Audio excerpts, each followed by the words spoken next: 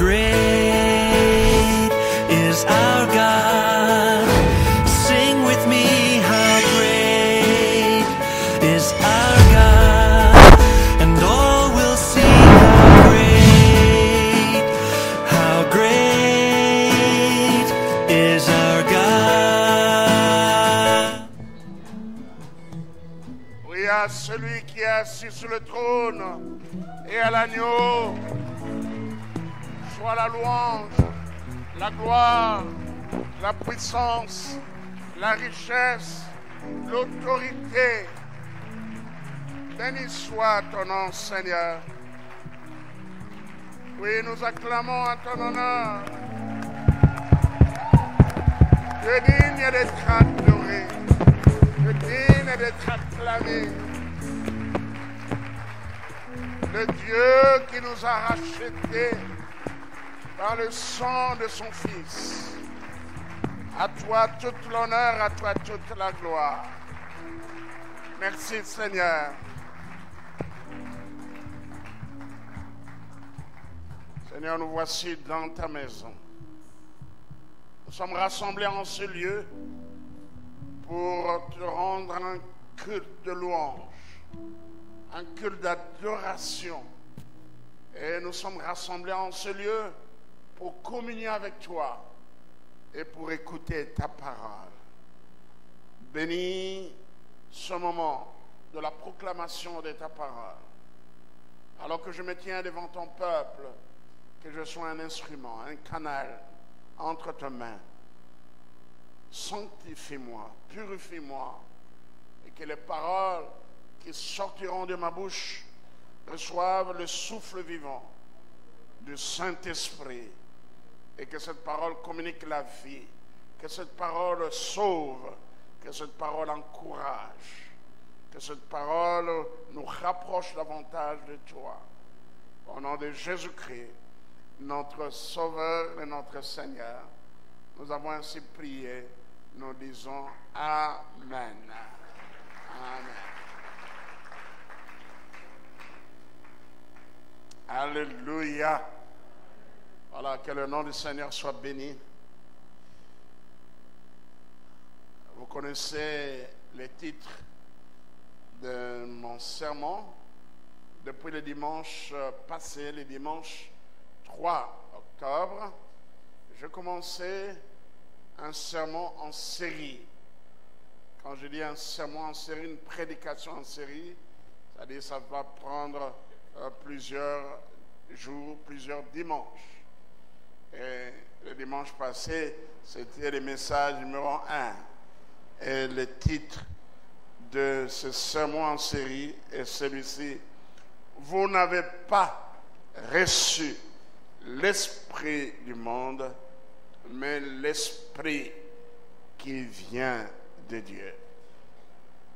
Notre prédication, même ce titre est tiré de la première épître de Paul aux Corinthiens, 1 Corinthiens, chapitre 2, verset 12, là où l'apôtre Paul nous dit « Oh, nous n'avons pas reçu l'esprit du monde, mais l'esprit qui vient de Dieu, afin que nous connaissions les choses que Dieu nous a données par sa grâce. » Donc, nous n'avons pas reçu l'esprit du monde, mais l'esprit de Dieu, l'esprit qui vient de Dieu, comme je peux dire, vous n'avez pas reçu l'esprit du monde, mais l'esprit qui vient de Dieu.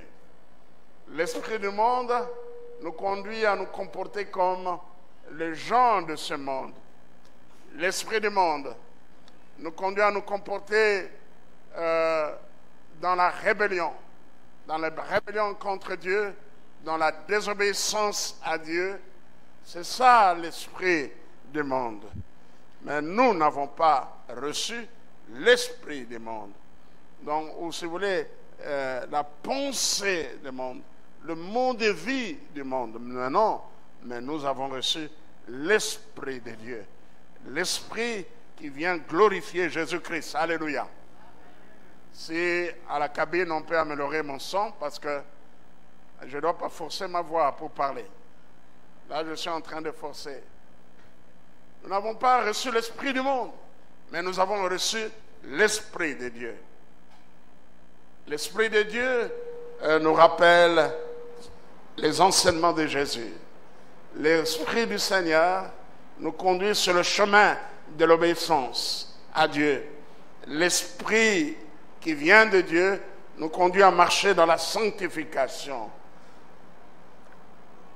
Et l'esprit qui vient de Dieu nous pousse à faire des choses qui donnent gloire à Dieu. Amen. Le dimanche dernier, nous avons parlé des différentes significations du terme ou du mot monde. Nous avons vu que ce mot monde désigne dans la Bible parfois l'univers que Dieu a créé. Et deuxième signification, la terre habitée.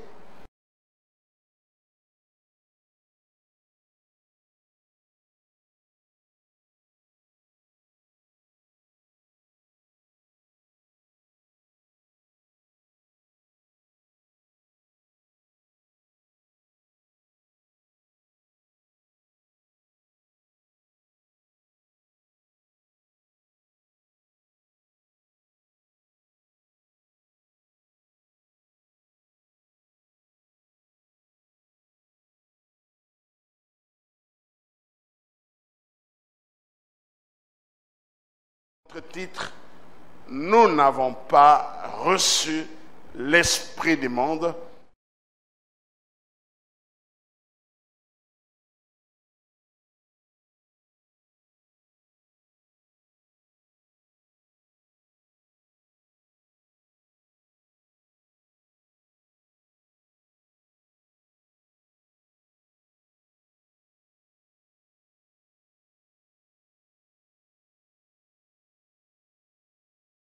Chapitre 2, versets 15 à 17. 1 Jean, chapitre 2.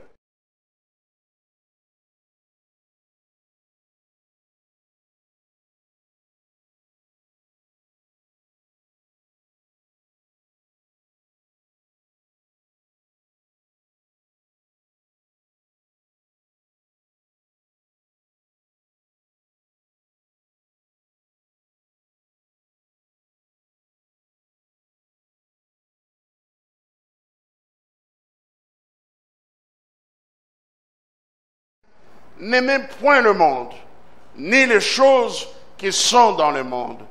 Si quelqu'un aime le monde, l'amour du Père n'est point en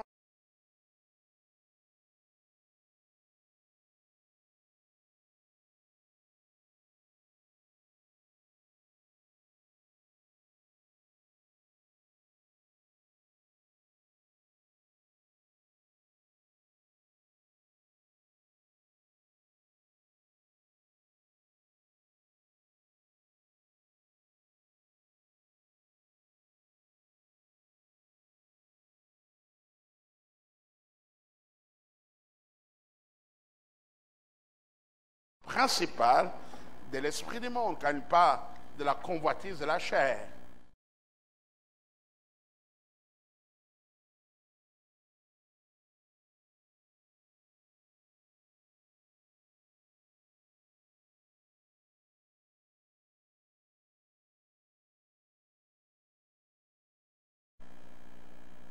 Et les chrétiens a lutté contre trois ennemis. Rappelez-vous, nous avons parlé des trois ennemis du chrétien. Il y a Satan, le diable, il y a la chair, notre nature déchue, et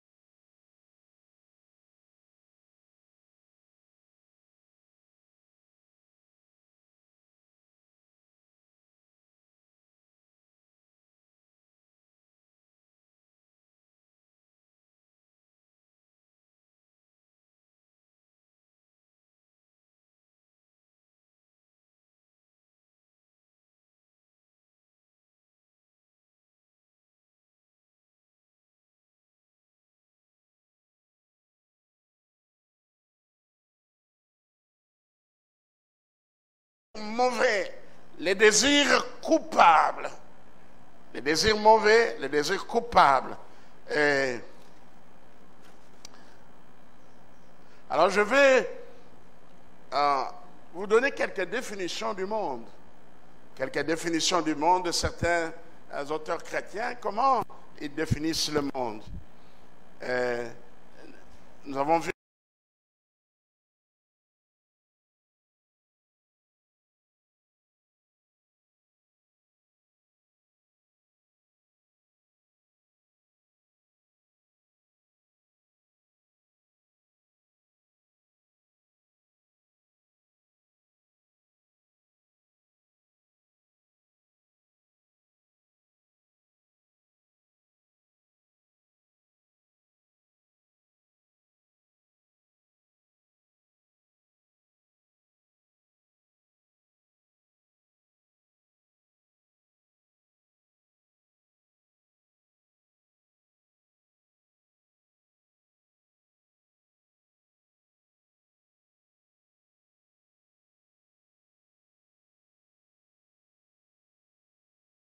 se conforme aux objectifs et aux méthodes du diable.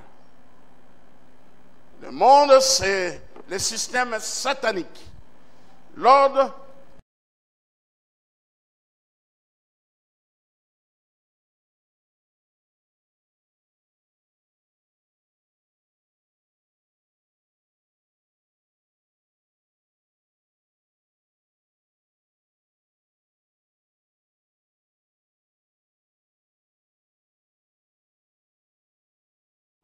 système diabolique organisé sous la domination non de Dieu, mais de Satan.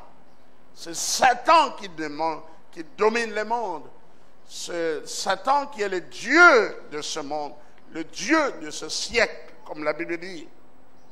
Le monde, c'est tout ce système, tout ce régime politique, social, culturel, scientifique et même religieux qui poursuit ses propres fins ou ses propres objectifs, qui poursuit ses propres fins dans un esprit d'indépendance vis-à-vis de Dieu.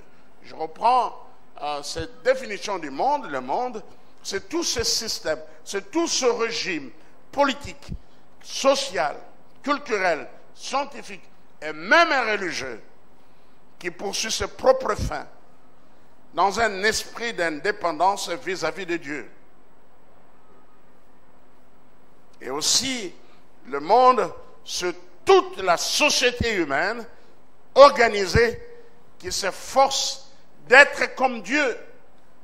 Toute la société humaine organisée qui s'efforce d'être comme Dieu, mais à sa façon, sans vouloir tenir compte de lui-même, ni se soumettre à sa volonté.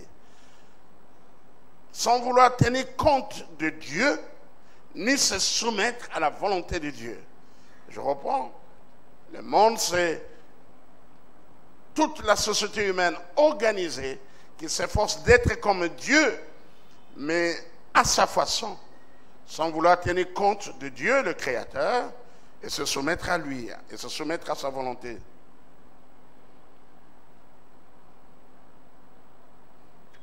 Alléluia. Alléluia. Voilà, revenons aux 3 marques de monde que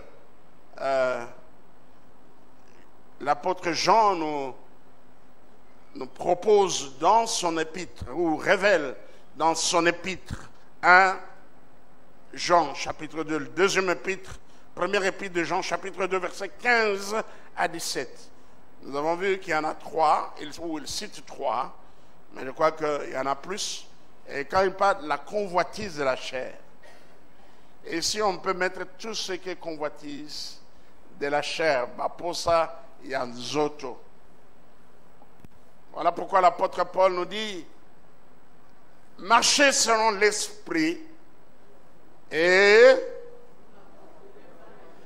vous n'accomplirez pas les désirs de la chair. marchez selon l'esprit et vous n'accomplirez pas les désirs de la chair. Nous le trouvons dans l'épître aux Galates, chapitre 5.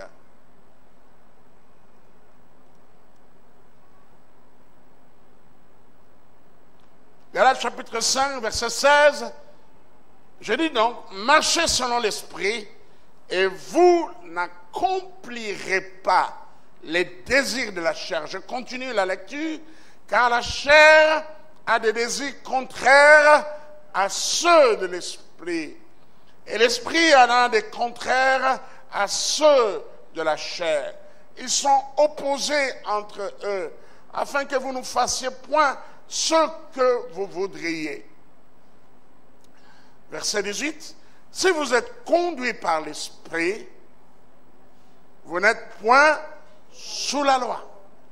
Or, les œuvres de la chair sont manifestes. Ce sont l'impudicité, l'impureté, la dissolution, l'idolâtrie, la magie, les inimitiés, les querelles, les jalousies, les animosités, les disputes, les divisions, les sectes, l'envie, l'ivrognerie, les excès de table et les choses semblables. Lisons la suite. Je vous l'ai dit d'avance, comme je l'ai déjà dit, que ceux qui commettent de telles choses n'hériteront point le royaume de Dieu. Est-ce qu'on peut dire amen? Oui, ceux qui commettent de telles choses, ils ne suivent pas Dieu, ils suivent Satan. Frères, faisons attention. Eh bien, regardons comment nous marchons. Votre façon de vivre, votre mode de vie, reflète-t-elle la gloire de Dieu ou bien les marques de l'esprit ou bien ce sont des marques du monde? La parole de Dieu est claire quand elle dit, et ce n'est pas la première fois que Paul le dit, nous le trouvons aussi aux Corinthiens. Et ici, nous voyons que Paul a plusieurs fois enseigné les Galates de s'éloigner de ces choses. Je vous l'ai dit d'avance, comme je l'ai déjà dit, que ceux qui commettent de telles choses n'hériteront point le royaume de Dieu. Amen. Et on peut apprécier là où l'apôtre Paul nous parle de fruits de l'esprit. Il dit, mais le fruit de l'esprit. Il faut faire la différence entre les œuvres et fruits. Les fruits, nous voyons, il y a un processus. Elle passe par les processus pour jusqu'à la maturité. Et dans les œuvres, nous voyons les efforts. L'homme qui se bat pour satisfaire les désirs de la chair. Mais le fruit de l'esprit, c'est l'amour, la joie, la paix, la patience, la bonté, la bénignité, la fidélité, la douceur, la tempérance. La loi n'est pas contre ces choses. Ceux qui sont à Jésus-Christ, lisons ensemble, ceux qui sont en Jésus-Christ ont crucifié la chair avec ses passions et ses désirs. Si nous vivons par l'esprit, verset 25, si nous vivons par l'esprit, alors encore une fois, nous sommes au verset 25, Galates chapitre 5. Si nous vivons par l'esprit, complétez, lisez. Marchons aussi selon l'esprit. Amen. Donc il y a deux façons de marcher. Soit l'homme marche selon la chair, soit l'homme marche selon l'esprit. Soit c'est la chair, soit c'est l'esprit. Voilà pourquoi l'apôtre Paul dit aux chrétiens, c'est comme des hommes charnels que je vous ai adressés. Je me suis adressé à vous. Il les traite de charnels parce qu'il y avait des divisions dans cette église. La division des partis pris est une marque de la chair. Amen. Le pasteur Molanga, Simon Molanga, de notre extension de Funa, m'a rencontré une soir, ça fait plusieurs années en arrière, dans une église de la KDC. Ils avaient une nuit de prière, de jeûne, et chaque jeune donnait son intention de prière. Et il y a le pasteur de cette église, je vais jeter son nom, et qui était présent à cette veillée. Un pasteur qui a eu un ministère béni, un ministère qui fait l'honneur même de la communauté des assemblées de Dieu. Il était là avec les jeunes.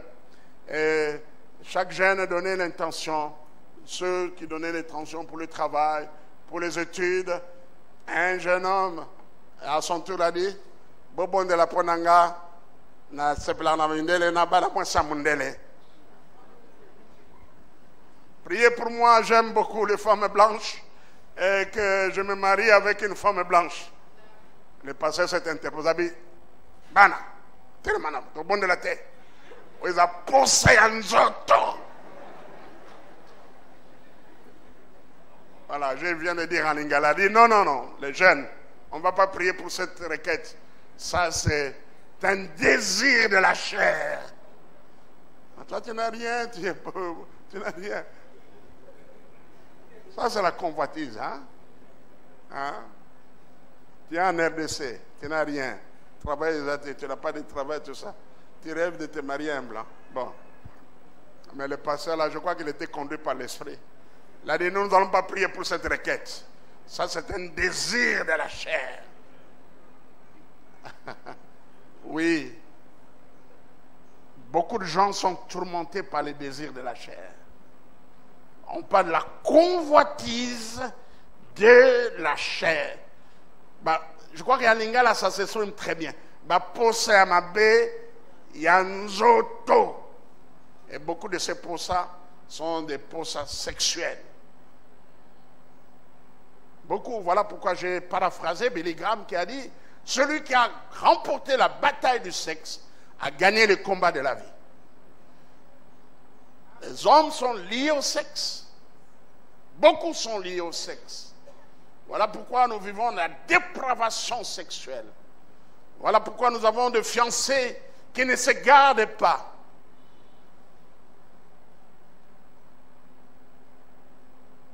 Je n'ai pas eu le temps, j'ai rassemblé quelques articles, j'ai pu puiser sur Internet sur l'importance de ne pas avoir le sexe avant le mariage.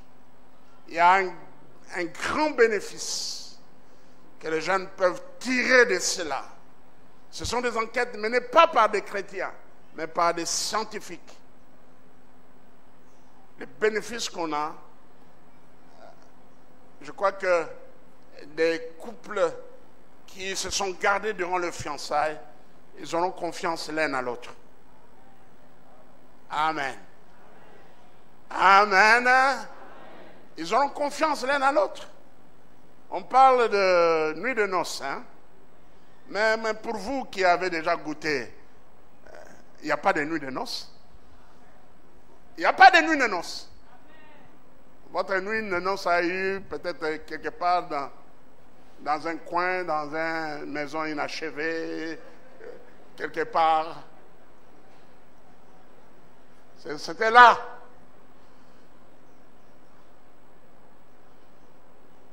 Amen. Alléluia. Je lisais une jeune fille qui donnait au conseil à d'autres jeunes filles, vous devez voir vos jambes fermées. Il a dit, mettez même les cadenas.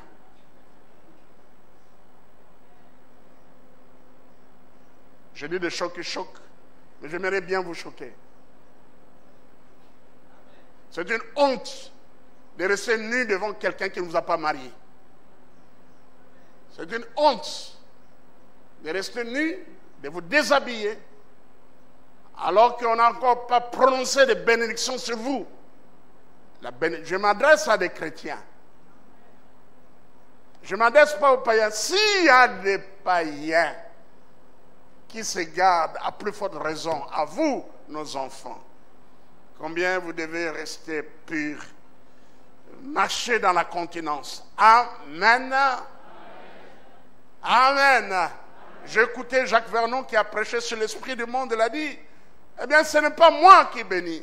Et je me suis étonné, j'ai écouté ça après le dimanche écoulé. Il a eu à prêcher un message, l'esprit du monde, j'étais encore à la borne.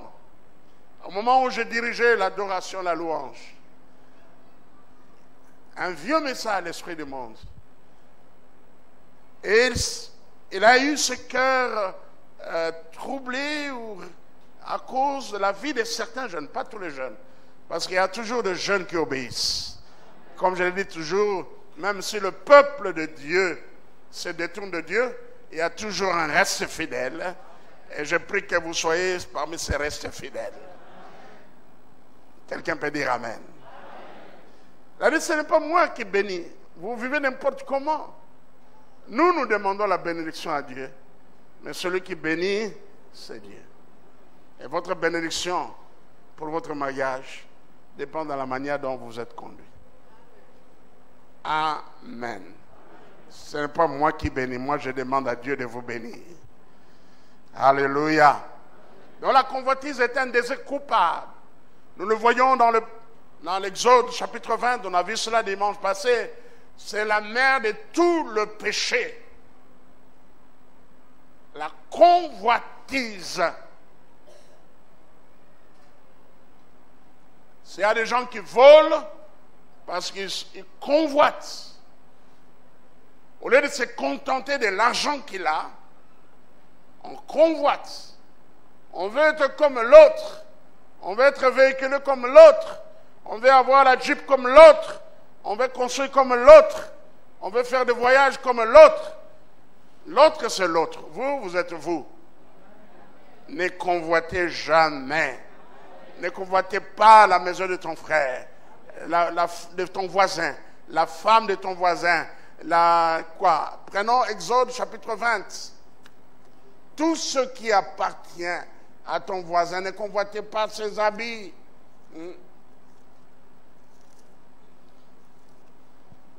Là, je vais donner conseil aux mamans. Je vous appelle au contentement. La piété et le contentement est une source de beaucoup de gains. Votre mari ne gagne pas beaucoup d'argent. Contentez-vous, soyez contents, remerciez Dieu pour ce que vous avez. Mais lorsque vous allez vous endetter pour avoir ces super wax, acheter tel bijou à l'insu de votre mari, et c'est grave, c'est du mensonge. Combien de femmes mentent à leurs époux? Exode chapitre 20, verset 17. La Bible dit, tu ne convoiteras point la maison de ton prochain. Tu ne convoiteras point la femme de ton prochain, ni son serviteur, ni sa servante, ni son bœuf, ni son âne, ni aucune chose qui appartienne à ton prochain. Amen. Ni aucune chose. Lui, il a ce qu'il a. Et tu ne sais pas aussi, souvent, comment il a acquis ces choses. Tu veux manger comme lui. Tu veux t'habiller comme lui. Ah non. Sois content de ce que Dieu t'a donné. Amen. Nous avons connu une femme, la femme d'un pasteur. Elle voulait s'habiller comme les femmes d'affaires qui venaient dans son église. Oh, le salaire de son pasteur était très bas. Elle a fait trop du mal à lui-même et à leur couple. Trop du mal. Que Dieu te délivre de la convoitise. Je dis, c'est la mère de tout le péché. Beaucoup de péchés naissent de la convoitise. Même les péchés sexuels. Et ça naît de la convoitise.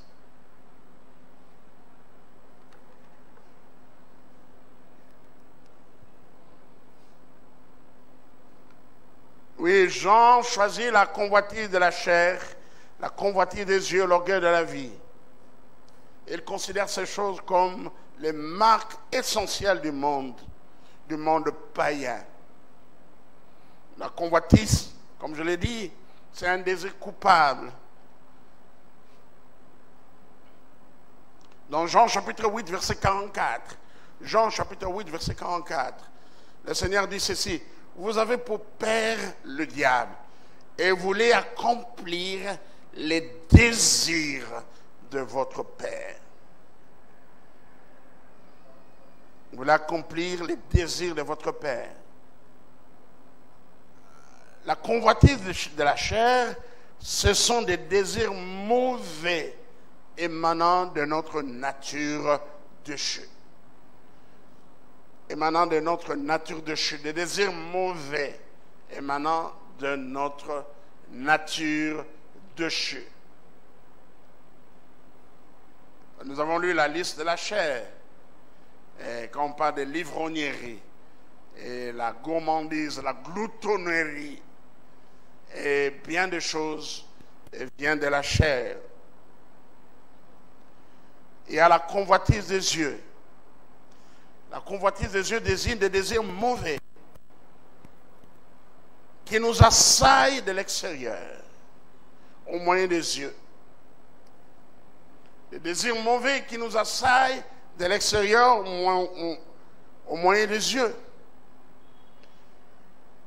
C'est la tendance à être séduit de la valeur extérieure des choses sans s'informer de leur valeur réelle. Retenez bien cette définition de la convoitise des yeux.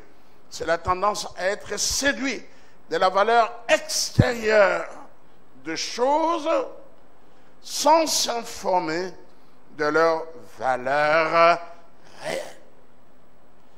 Comme ce jeune homme qui voulait se marier à une femme blanche. Il y a d'autres gars, moi je dois me marier à une métisse. Donc toutes les femmes avec la peau ébène noire que vous voyez, votre cœur ne bat pas. Votre cœur commence à battre lorsque vous voyez une métisse. C'est la convoitise de la chair. Merci beaucoup, vous avez compris. C'est la convoitise des yeux. Amen. Mais il y a quand même une relation entre les yeux et la chair. Quand les yeux voient, la chair se met à l'action. Et c'est l'exemple qu'on peut donner de la Bible, c'est les regards d'Ève sur l'arbre défendu. Délice pour les yeux. Pourtant, je crois, Ève et Adam ne voulaient pas s'approcher de l'arbre de la connaissance du bien et du mal. Mais un jour, Ève a écouté les discours de Satan, comme beaucoup d'enfants de Dieu sont tombés parce qu'ils ont écouté un discours séduisant d'un ami, d'un collègue, d'un membre de famille. Hein? Vous êtes laissé séduire par les mots et vous êtes tombé. C'est ce qui est arrivé à Ève. Nous le voyons dans Genèse chapitre 3, verset 6. Genèse chapitre 3, verset 6e. La femme vit que l'arbre, j'aimerais bien lire,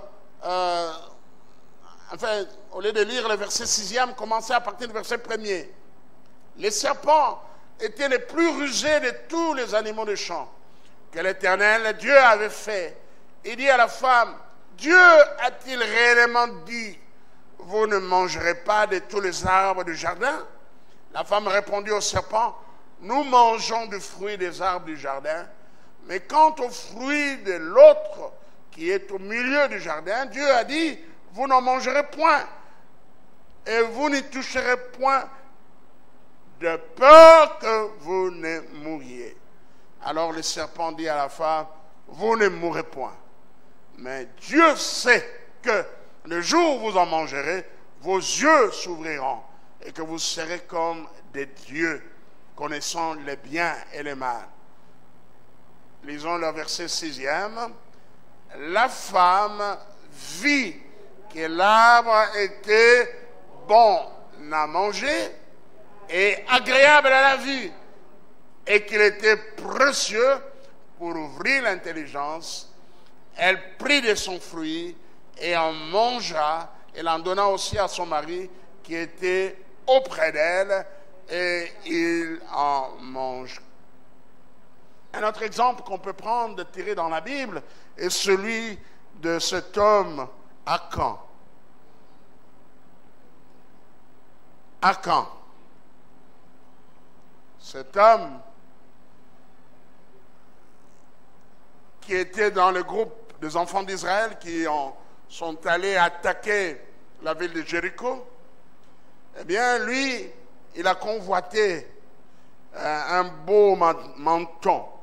Dans Josué chapitre 7, verset 21, les regards convoiteurs d'Akan. Mais ceci l'a conduit à la mort. Josué chapitre 7, verset 21. Et l'armée d'Israël a été vaincue à cause du péché de cet homme, le péché de convoitise d'Akan. Josué chapitre 7, verset 21.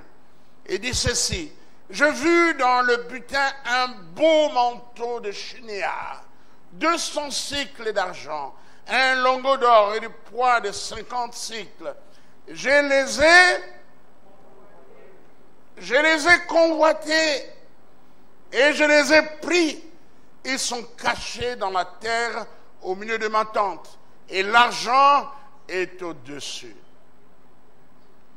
Josué envoya des gens qui coururent à la tente, et voici les objets étaient cachés dans la tente d'Akan, et l'argent était dessous.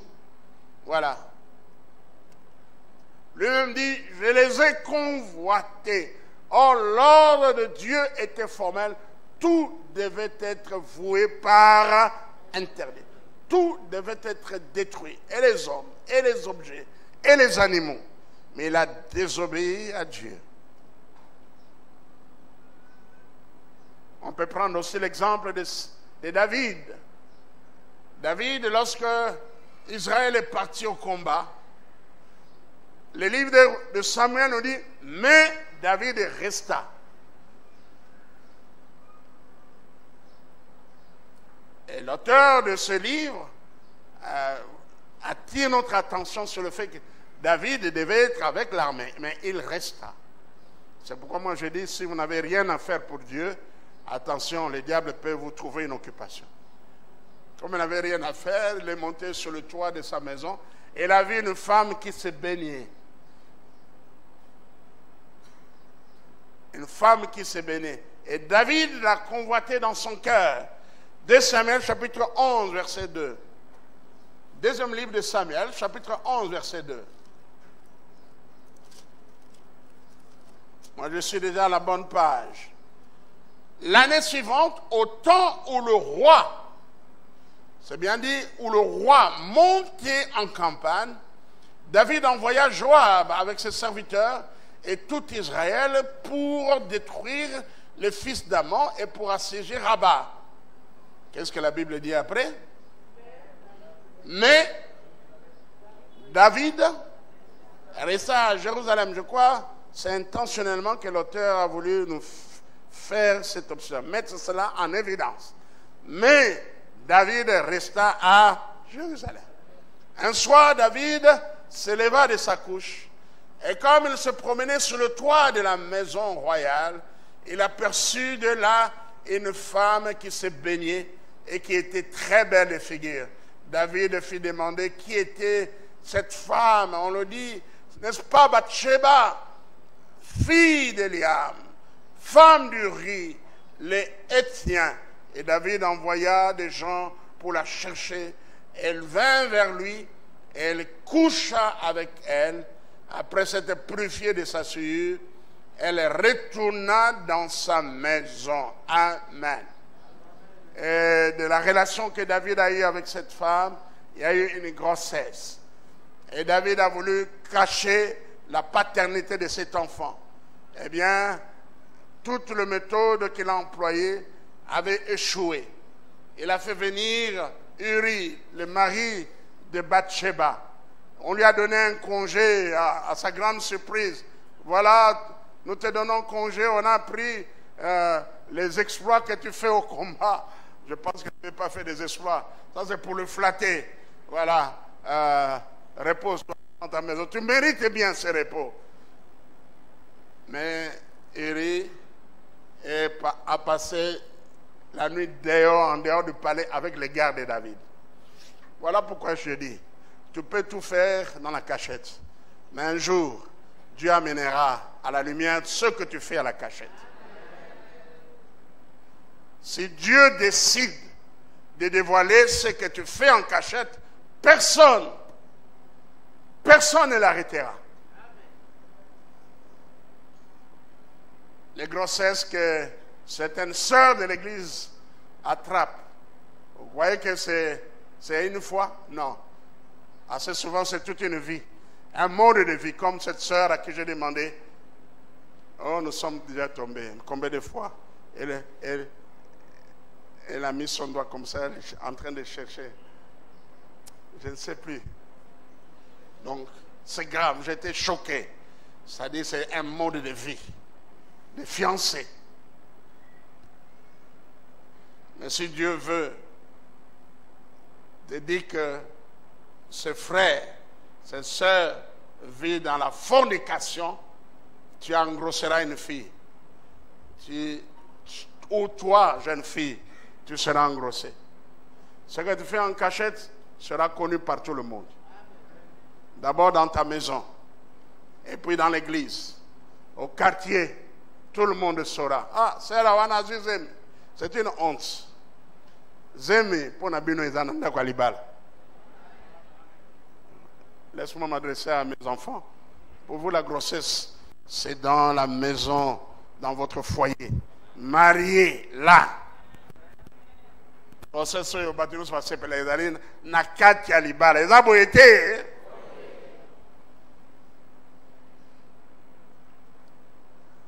Vous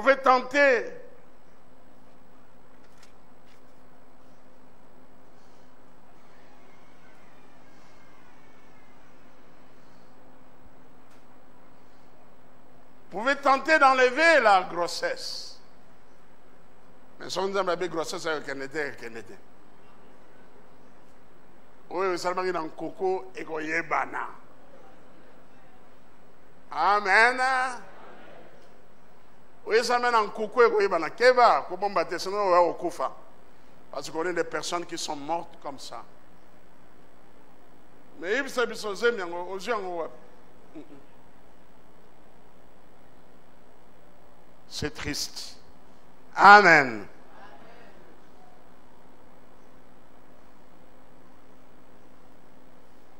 Alléluia. Voilà, que le nom du Seigneur soit béni, soit glorifié. Alors, passons à l'autre marque du monde, l'orgueil de la vie. L'orgueil de la vie, c'est l'arrogance, la vaine gloire que l'homme cherche dans la richesse, dans le rang ou dans le vêtement.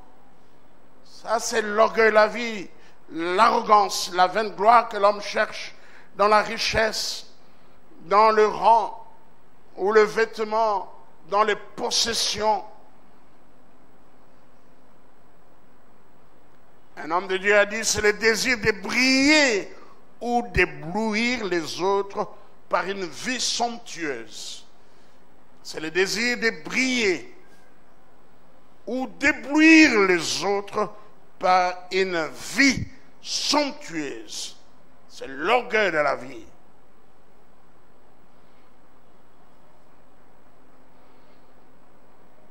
L'orgueil de la vie, ce sont des désirs et convoitises provenant de la passion des richesses et des honneurs du monde. Ce sont des désirs et convoitises provenant de la passion des richesses et des honneurs du monde. Alors voici comment on peut résumer ces 3 péchés aux marques du monde. Nous avons là 2 convoitises et une vanterie. 2 formes de dépravation découlant de nos besoins et l'une de nos possessions. Désir impie des choses que l'on n'a pas et l'orgueil impie des choses que l'on a. Je reprends encore comment une bonne manière de résumer ces 3 marques. Nous avons là 2 convoitises. Convoitise de la chair, convoitise des yeux et une vanterie, l'orgueil de la vie. Nous avons là 2 formes de dépravation découlant de nos besoins. Ces 2 formes, c'est l'orgueil de la vie et la convoitise de la chair et la convoitise des yeux. 2 formes de dépravation découlant de nos besoins et l'une de nos possessions. Désir impie de choses que l'on n'a pas. Les choses que l'on n'a pas, ce sont les 2 convoitises. Convoitise de la chair, convoitise des yeux. De choses que l'on n'a pas. Et l'orgueil impie de choses que l'on a. J'espère que vous avez compris. Alors, je l'ai dit dans sa forme, la bonne forme. Nous avons là 2 convoitises et une vanterie. 2 formes de dépravation découlant de nos besoins et l'une de nos possessions. Désir impie des choses que l'on n'a pas et l'orgueil impie des choses que l'on a. Amen. Amen. Ça vient de nos besoins. Il y a des besoins qui sont légitimes, mais il y a des besoins qui sont des besoins impies, des besoins mauvais. Amen. Des besoins mauvais. Nous avons des appétits méprisables, de fausses valeurs. Nous avons l'égoïsme. Alléluia. Alléluia. Alors, le monde qui nous entoure ne nous laisse pas tranquilles. Je parlais du monde comme un ennemi. Il nous sollicite. Il essaie de nous entraîner dans son système, ou essaie de s'introduire chez nous. Soit il essaie de nous introduire dans son système, soit il essaie de s'introduire chez nous. Il cherche à nous influencer, nous rendre conformes à sa façon de voir et de faire. Or, la Bible est claire. Paul dit dans Romains chapitre 12, verset 2, « Ne vous conformez pas au présent siècle mauvais, mais laissez-vous transformer par le renouvellement de l'intelligence. » Quelqu'un peut dire Amen. Alléluia. Ne vous conformez pas au présent siècle mauvais, mais laissez-vous transformer par le renouvellement de l'intelligence. Nous allons nous arrêter là, mais prenons nos Bibles, ouvrons dans Romains chapitre 12.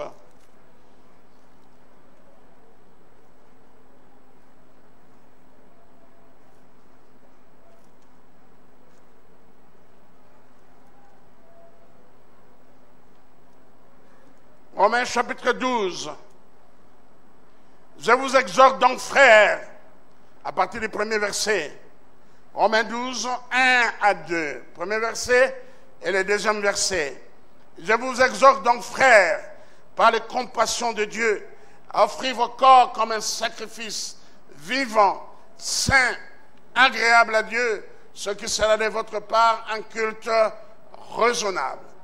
Ne vous conformez pas au siècle présent, Lisons la suite.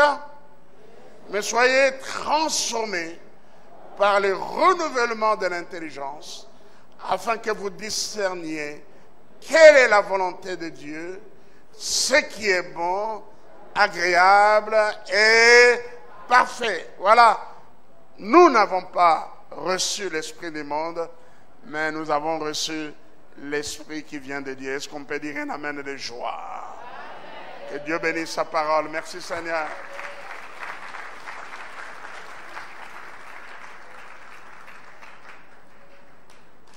Te ressembler, Jésus, c'est mon espoir suprême.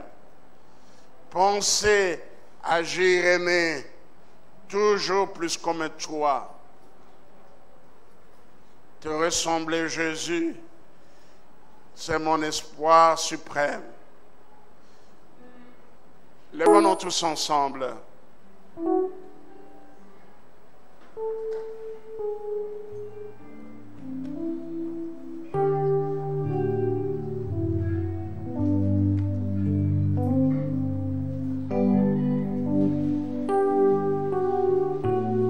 Être comme Christ, vivre comme Christ a vécu, marcher sur ses traces, abonder en fruits de l'esprit.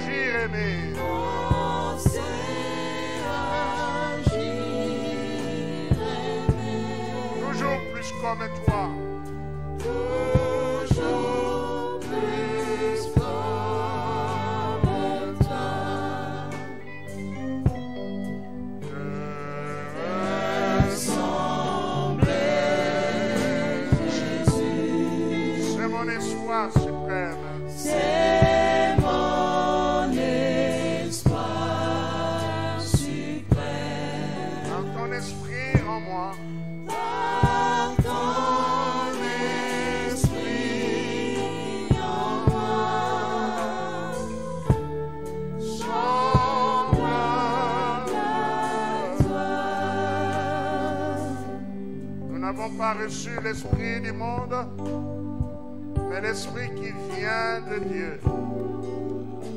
Levons tous ensemble nos voix et que chacun prie selon ce qu'il a reçu. Après avoir écouté cette parole, qu'est-ce que tu veux dire à Dieu? Qu'est-ce que tu veux demander à Dieu? Sinon, être conduit par l'esprit de Dieu. Et dire non au monde. Prions tous ensemble. Merci.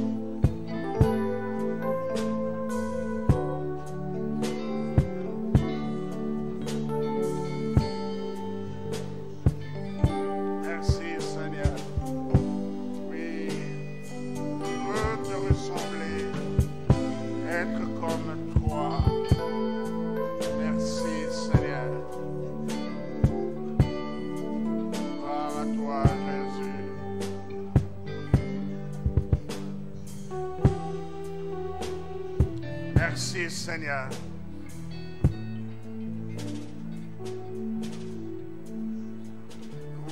Nous disons tous non à l'esprit du monde.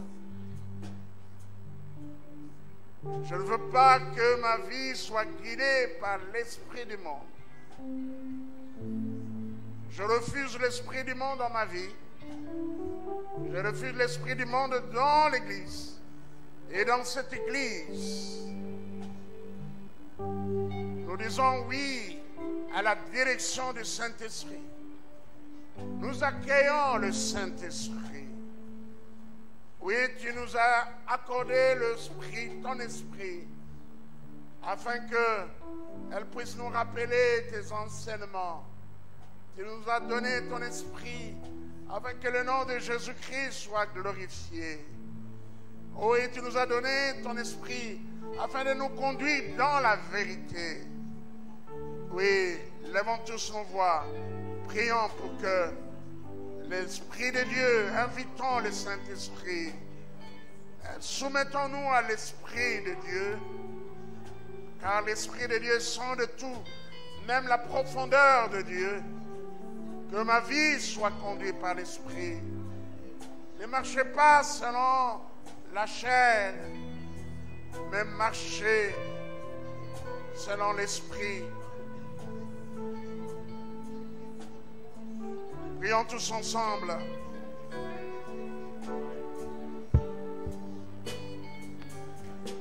Gloire au Seigneur, gloire au Seigneur. Gloire à Jésus, gloire à Jésus.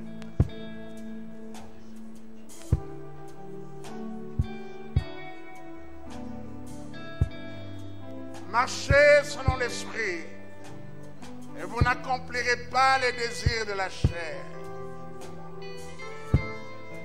Si nous vivons par l'Esprit, marchons aussi selon l'Esprit. Ceux qui sont à Jésus-Christ ont crucifié la chair avec ses passions et ses désirs.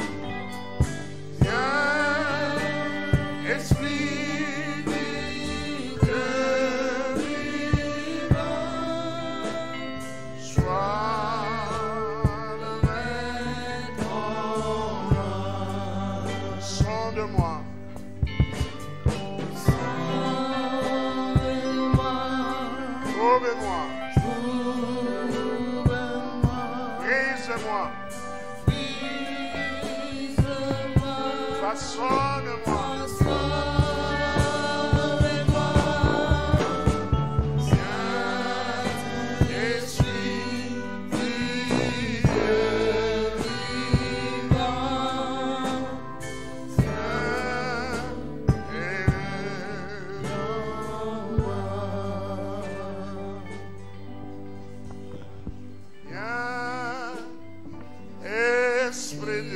Seigneur. Oui, viens, nous t'accueillons. Alléluia, fais ta joie dans nos cœurs. Par le Christ, Alléluia, Alléluia, Esprit du Seigneur, oui, viens, nous t'accueillons. Alléluia,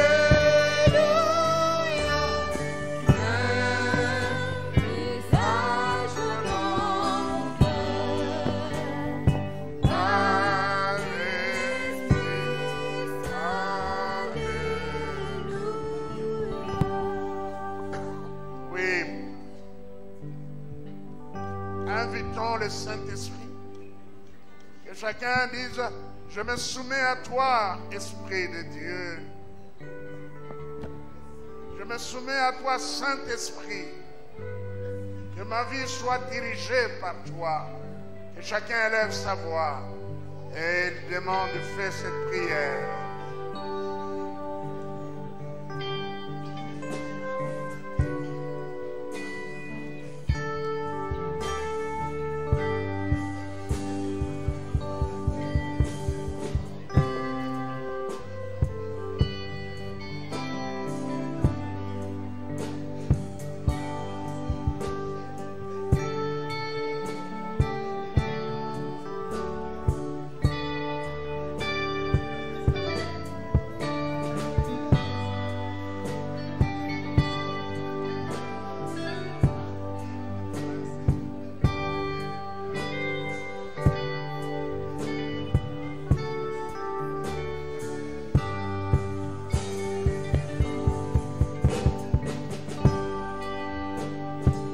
Merci Seigneur. Éternel notre Dieu, oh qu'il est beau d'être dans ta présence. Oh qu'il est beau de te louer, de t'adorer. Un jour dans tes parvis vaut mieux que 1000 ailleurs. Quand on tourne les regards vers toi, on est rayonnant de joie et le visage ne se couvre point de honte. Oui, il y a beaucoup de bénédictions, beaucoup de paix pour ceux qui se tiennent dans ta présence. Seigneur, nous sommes à la fin de notre culte. Nous recommandons les enfants qui étaient à l'école du dimanche et les enfants qui sont avec leurs parents ici. Nous te les recommandons tous sous ta grâce, sous ta bénédiction et ta protection. Veuille les bénir, veuille les garder. Nos enfants qui vont à l'école, Seigneur, dirige leur pas, veuille leur accorder l'intelligence et la sagesse. Et je recommande ton peuple qui est rassemblé dans ce temple. J'implore ta bénédiction et ta protection sur chaque personne. Et je dis que l'Éternel vous bénisse et qu'il vous garde. Que l'Éternel dirige votre vie tout le long de cette semaine. Que l'Éternel fasse luire sa face sur vous et qu'il vous accorde sa grâce. Que Yahweh tourne sa face vers vous et qu'il vous donne sa paix. Soyez heureux avec Jésus-Christ. Soyez bénis au nom de Jésus-Christ, notre Sauveur et Seigneur. Nous disons tous Amen. Amen. Merci Seigneur. Allez en paix.